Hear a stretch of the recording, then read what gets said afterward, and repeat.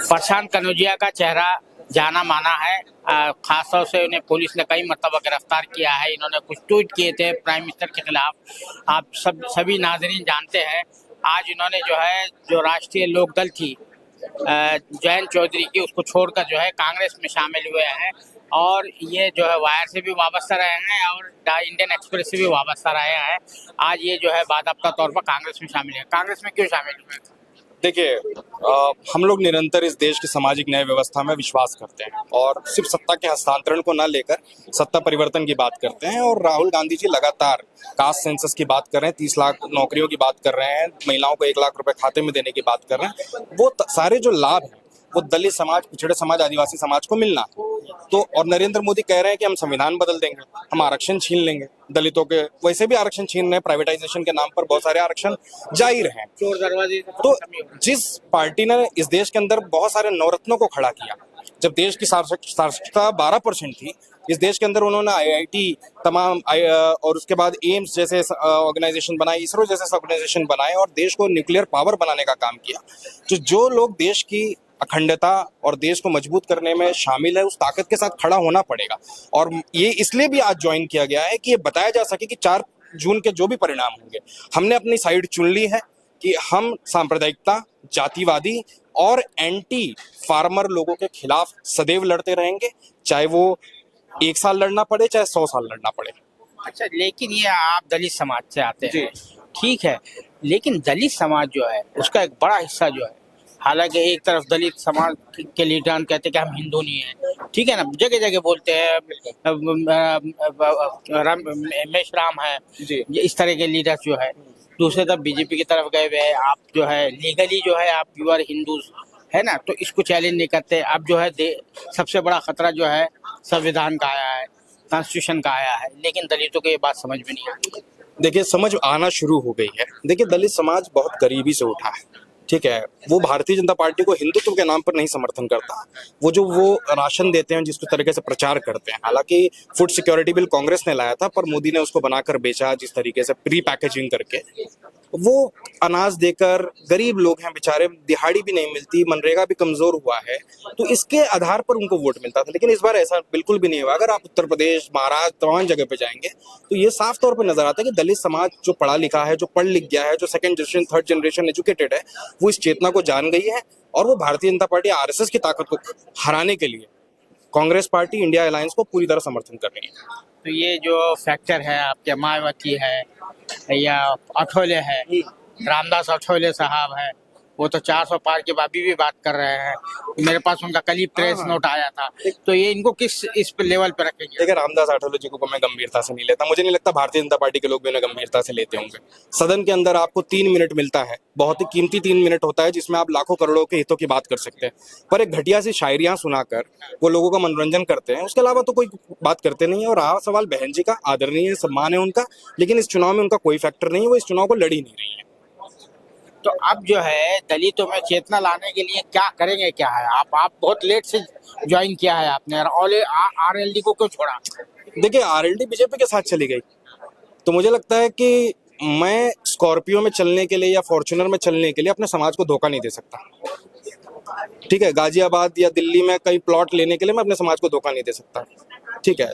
हम लोग समाज हित में गए थे और समाज का हित जब उन्होंने छोड़ दिया और अब वो भारतीय जनता पार्टी के साथ हो गए हैं, जो मुसलमानों के खिलाफ लगातार बयानबाजी करती है, उन्हें मारने की बात करती है, उन्हें देश से निकालने की बात करती है, तो हम उनको बता देना चाहते हैं कि आप जब भी उनको काटने आओगे, हमको सामने पाओगे। तो ये जो मोदी जी जिस तरह की बार बार भाषा में जो इस्तेमाल कर रहे हैं ना, pending to the Hindutva constituencies, यानी कहते हैं ना जज्बात को जो नाज बर्दारी के भैंस चुरा लेंगे, ज्यादा बच्चे वाले हैं, वो फला है, ये इस तरह की, तो वो एक तबके को बहुत अच्छी लगती, प्यारी लगती, उसको खुशी होती। देखिए, नरेंद्र मोदी जी ने जिस तरीके का भाषण दे रहे हैं, वो एक बेंचमार्क सेट कर रहे हैं कि कितना गिरा जा सकता है। और नरेंद्र मोदी जिस तरीके के भाषण दे रहे हैं, उनसे वो मुझे मानसिक रूप से ठीक भी नहीं लग रहे हैं। हो सकता है इस चीज को एस्टैब्लिश भी कर रहे हो कि कल जब उन्हें जेल जाना पड़े तो आप ये कहो कि मैं मानसिक रूप से ठीक नहीं हूं, तो हो सकता है आपको रियायत मिल जाए। तो हो सकता है नरेंद्र मोदी इस तरीके की भाषा का प्रयोग इसलिए भी कर रहे हो ताकि एस्टैब्लिश हो सके कि ये मानसिक रूप से ठीक नहीं है, तो इन्हें कोई रिकरेक्शन सेंटर में रखा जाए। मुझे लगता है नरेंद्र मोदी जी को 20 साल कम से कम कमरे में बंद किया जाए, तब जाके वो ठीक होंगे। आखिरी बात ये है कि ये जो कांग्रेस ने इशू उठाया कास्ट सेंसस का, दूसरा रिजर्वेशन का जो बार है 50% का, उसको जो है आगे बढ़ाने का, उसको हटा देने का, तीसरा जो है वेल्थ रीडिस्ट्रीब्यूशन का, ये तीन चीजें ऐसी है कि क्योंकि बीजेपी जो है स्टेटस क्वोइस पार्टी है, अपर कास्ट के जो इंटरेस्ट है उसको सर्व करने वाली पार्टी, उनको कोई जवाब नहीं बन रहा है तो वो हिंदू मुस्लिम कर रहे हैं। ऐसा लगता है आपको? जो क्योंकि हिंदू मुस्लिम चल ही नहीं रहा, देश की जनता रोजगार मांग रही है। 18 साल का लड़का जो हिंदुत्व की लड़ाई लड़ता था वो अब 28 साल का हो गया है और स्कूल जाता है, उसका बच्चा जो है वो प्ले स्कूल जाने लगा है। तो प्ले स्कूल जब आप जाइएगा तो वहां जय श्री राम बोलने से तो आपको फीस नहीं माफ हो जाएगा, उसके लिए कमाना पड़ेगा, नौकरी करनी पड़ेगी। धर्म आपका पर्सनल मामला हो सकता है, आस्था आपका पर्सनल मामला हो सकता है, पर स्टेट को एक फंडामेंटली, एक प्रिंसिपली डिस्टेंस मेंटेन करके रखना पड़ेगा रिलीजन के साथ। आपका रिलीजन आप अपने आप से प्रैक्टिस करिए, स्टेट का कोई रिलीजन नहीं हो सकता। स्टेट को दो आंख है और दोनों आंख से वो एक समान देखना चाहिए। लेकिन नरेंद्र मोदी जी संविधान की शपथ लेकर उस संविधान को भूल गए क्योंकि उसे बदलना चाहते हैं। बाहर वो लेते हैं संविधान की शपथ, अंदर जाके वो सदा वत्सले मातृभूमि वाला शपथ लेते हैं। तो ये दो शपथ वाले लोग हैं। तो जनता भी ऐसे दो मुंह वाले लोगों को सबक सिखा रही है। और आप देखिए ये बौखलाहट है नरेंद्र मोदी की, जो लगातार हिंदू मुस्लिम कर रहे हैं। पर हो गया, हिंदू मुस्लिम से किसी का पेट नहीं भरता, पेट भरने के लिए रोजगार चाहिए। बहुत शुक्रिया सालार से बात करने के लिए। डॉक्टर मेराज हुसैन साहब ने आज कांग्रेस में शमूलियत इख्तियार की है, जो इससे कबल वॉलंटियर अगेंस्ट हेट, यानी आजकल जो हेट का मामला है, हेट स्पीचेस हो रही है, और न सिर्फ हेट स्पीच हो रही है बल्कि उस पर अमल भी हो रहा है। आप उसके मॉब लिंचिंग की शक्ल में 20 वाक़यात देख चुके हैं, और भी जगह जगह मुख्तलिफ मामला हो रहे हैं, स्कूलों में ले लीजिए, उसमें ले लीजिए।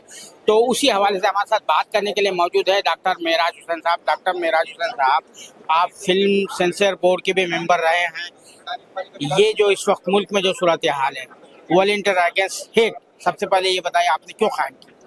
देखिए, ये कायम उस वक्त हुई जब नासिर जुनैद का राजस्थान में जो इंसिडेंट हुआ था, उसके बाद मैंने ये दिमाग लगाया कि सियासत करना बहुत ज़रूरी नहीं है।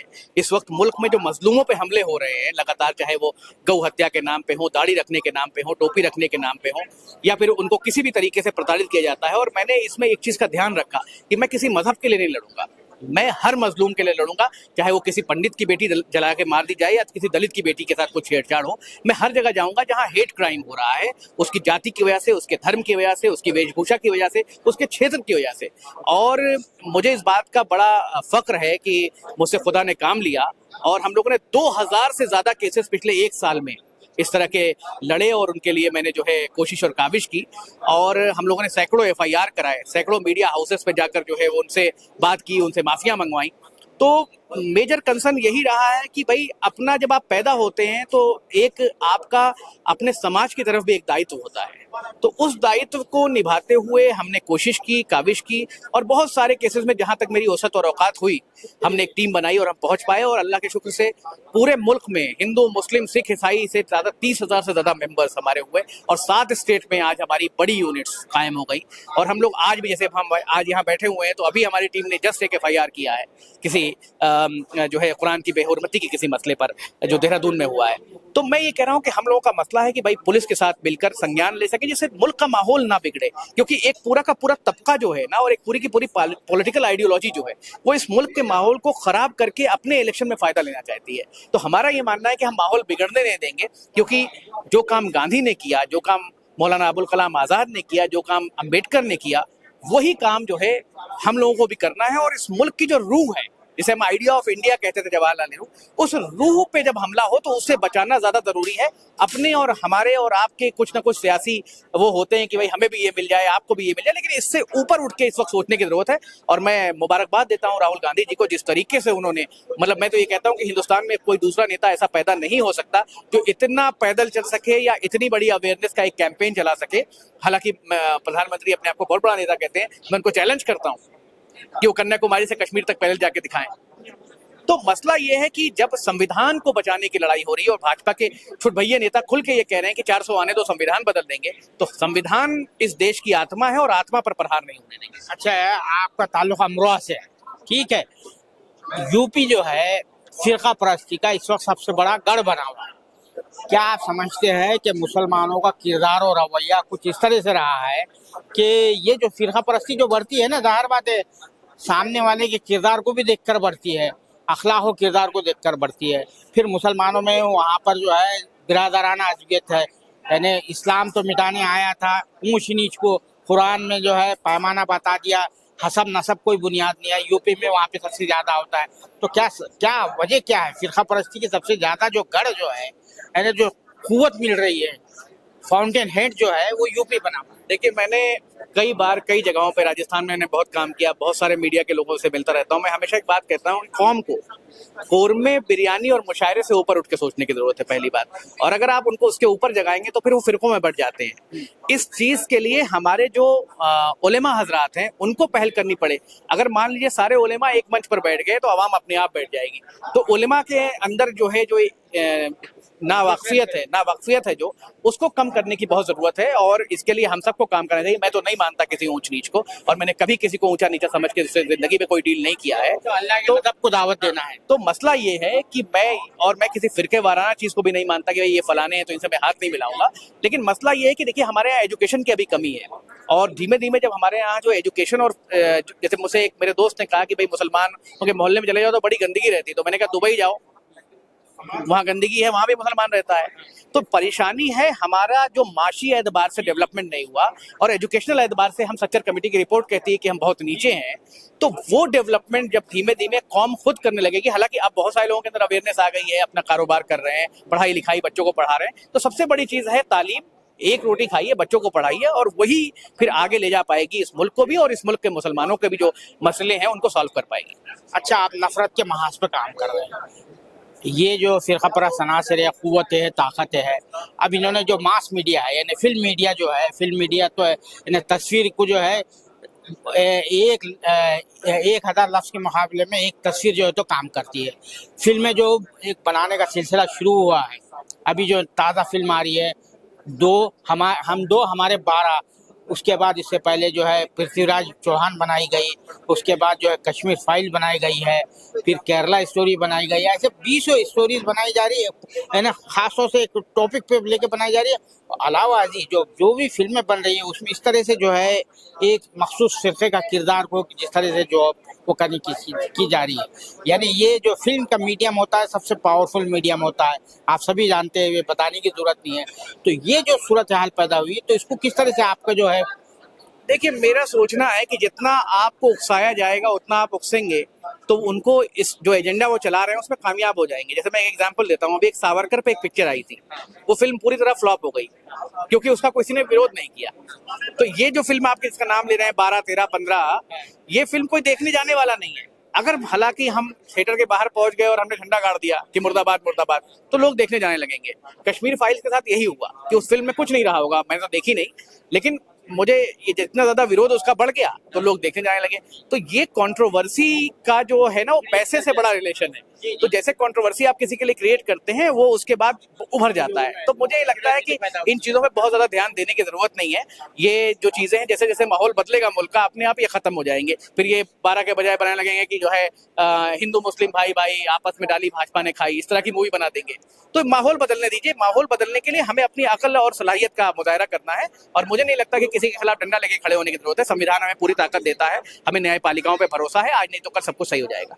तो ये जो मोदी जी बार बार कहते हैं, बीजेपी के लीडर जो कहते हैं कि भाई शरीयत से मुल्क चलेगा, ये जिस तरह के बयानात देते हैं, तो जाहिर बात है ये उससे एक तो बात साबित होती है कि वो हिंदुओं के एक तबके को बेवकूफ़ समझते हैं कि उनको कोई शऊर नहीं है, उनको कोई ये नहीं है। तो आप जो है जो हेट कैंपेन जो अगेंस्ट हेट कैंपेन जो चलाते हैं, उन हिंदू भाइयों से आप मिलके बताते हैं कि भाई आपको ये बेवकूफ़ हमारा एक इनिशिएटिव है पढ़ो संविधान, जिसमें हम संविधान पढ़ाते हैं लोगों को। अगर आपको संविधान पता हो तो आपसे कोई आदमी ये कहे कि संविधान में ये लिखा है, तो आप उस बात को नहीं मानेंगे क्योंकि आपने संविधान पढ़ा है। आपने संविधान पढ़ा नहीं तो आपको कुछ भी कोई कह दे। तो एक कहावत है कि कौवा कान लिए भागा जा रहा, पहले अपना कान चेक मत करो, पहले कौवे के पीछे दौड़ जाओ। तो ये इसीलिए होता है क्योंकि हमें उस बात का इल्म नहीं होता है। तो हमारी कोशिश है कि भाई, मैंने कहा कि तालीम सबसे इंपॉर्टेंट चीज है, वो चाहे किसी भी माशरे को बदलना हो उसके लिए तो तालीम पे जोर देना है। और जिस तरीके से जो घर की घरानियां हैं, जैसे अभी कांग्रेस एक एजेंडा लाई कि हम 8500 रुपया देंगे, अगर घर की औरत मजबूत हो जाए, एक उर्दू की कहावत है कि जो माँ होती है वो पहली दरसगाह होती है। बच्चे की। तो अगर औरत मजबूत हो जाए घर में तो अपने आप माशरा मजबूत हो जाएगा, मेरा ये मानना है। और बहुत अच्छी नीति कांग्रेस लाई है। बहुत शुक्रिया हमसे बात करने। ये थे डॉक्टर मेराज साहब जिन्होंने कांग्रेस में शमूलियत इख्तियार की है। हेट के खिलाफ ये एजेंडा चलाते हैं, मुहिम चलाते हैं, और जो फिल्में बन रही है उस सिलसिले में उनका ये कहना है कि हमको इस पर ज़्यादा एहतजाज करने की ज़रूरत नहीं, उससे ये इन फिल्मों की जो है मकबूलियत में इजाफा हो सकता है, उन्हें माली तौर पर फ़ायदा पहुंच सकता है। कैमरामैन जीशान राय के साथ मैं अब्दुल बारी मसूद, नई दिल्ली।